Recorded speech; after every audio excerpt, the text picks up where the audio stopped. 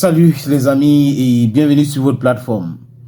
Ce qui est en train de se préparer en Côte d'Ivoire, les amis, on a le droit et le devoir de vous le dire et d'avertir le peuple ivoirien. Cette soi-disant manifestation devant l'ambassade du Mali en Côte d'Ivoire, c'est une mascarade. C'est un acte que la France et Alassane Dramane Ouattara sont en train de poser parce qu'ils sont en difficulté actuellement. Ils ne savent pas comment faire pour infiltrer les pays du Sahel, surtout le Mali. Parce que là où ça a commencé, c'est au Mali. Et Alassane Ouattara et Emmanuel Macron, qui sont aux abois actuellement, font tout pour essayer de déstabiliser le Mali. Ils ont essayé avec le Burkina Faso, ça n'a pas marché. Ils pensent aujourd'hui qu'il faut mettre les efforts au Mali pour pouvoir déstabiliser le Mali. On sait qu'il y a des apatrides, il y a des traîtres qui sont en Côte d'Ivoire, financés par la France et Alassane Dramane Ouattara, qui est en réalité un sous-préfet de la France. Les amis, c'est même le mot est même faible. Alassane Ouattara est pire même qu'un sous-préfet à la France. Vous avez vu dernièrement comment Macron l'a traité, non? On a laissé la primauté à l'annonce de notre retrait ou notre doctrine militaire par politesse. Donc, Macron a laissé Alassane Ouattara parler aux Ivoiriens constant la base militaire française en Côte d'Ivoire par politesse. Ouattara n'est pas quelqu'un qu'on doit respecter. Vous voyez un peu. Et là, Ouattara n'a pas fait une sortie parce que lui sait. Sinon, la France va lui rappeler comment est-ce qu'il est arrivé au pouvoir. Comment il n'a jamais gagné des élections. Comment on l'a imposé au pouvoir. Cette petite musique a déjà commencé. Donc, il a peur. Comme il est en train de se préparer aussi pour un quatrième mandat, désolé les amis, il a peur. Mais ça ne va pas se passer. Il y a le Woody de Mama. Le président Laurent Gbagbo qui est là, qui dit des choses clairement et simplement. Je pense qu'aujourd'hui, si on part aux élections et que c'est équitable, Laurent Gbagbo va battre Alassane Dramane Ouattara en plate couture. Quand j'ai fini de dire ça, les amis, tout ce qu'on a donné de l'argent pour aller manifester devant l'ambassade du Mali en Côte d'Ivoire, vous savez pourquoi il veut manifester?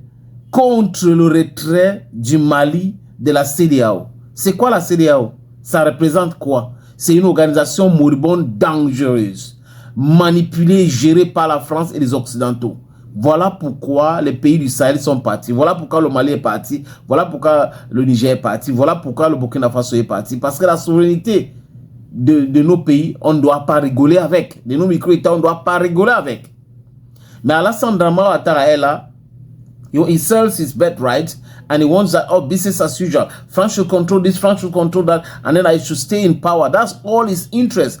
The interest of Alassane Dramane Ouattara is to stay in power.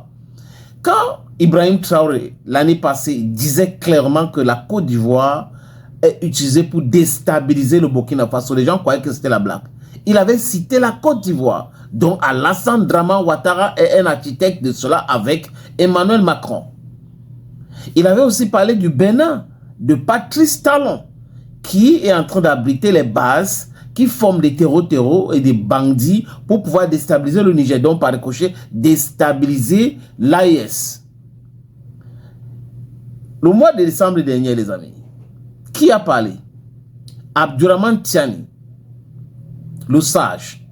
Il a dit que, cette fois-ci, il a précisé qu'au niveau de la 43e BIMA en Côte d'Ivoire, donc à Abidjan, c'est la base militaire française, les apatrides sont en pleine formation.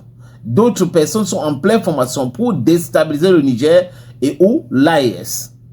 Et il a dit aussi, donner les adresses indicatives à ce qui concerne le Bénin.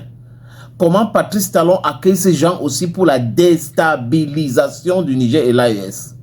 Patrice Talon, la honte, avec toute la honte du monde, a fait convoquer le chargé des affaires du Niger par son ministre des Affaires étrangères, Olusegun. Vous voyez, les amis? Donc, on a tous ces indicateurs, on a tous ces éléments-là. Avec cette tentative de coup d'État au Tchad et tout ce chose-là, la France continue de penser que les ressources naturelles des pays du Sahel et de l'Afrique l'appartiennent. Voilà moi un pays. On a 50% de notre réserve, les amis. Il dit 50% de notre réserve dans le trésor français. C'est pas le banditisme, c'est quoi? C'est pas le vol, c'est quoi? Ce n'est pas les dieux-ci même, c'est quoi? Que certains sous-préfets en Afrique continuent d'accepter cela et continuent de cautionner cela. Attention, attention, attention. Emmanuel Macron, Alassane Draman Ouattara, on vous voit venir. On sait que vous êtes à l'origine de cette soi-disant manifestation devant l'ambassade du Mali en Côte d'Ivoire, à Abidjan. Mais ça ne va pas vous sauver, M. Ouattara. Macron ou c'est macaroni, ça ne va pas te sauver. Désolé, l'Afrique aujourd'hui n'est plus l'Afrique d'hier. L'opinion publique africaine est plus puissante hier, aujourd'hui qu'hier. L'opinion publique africaine est écoutée.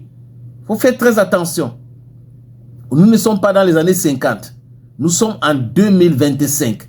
Même Alassane Draman Ouattara, son départ, c'est pour très bientôt.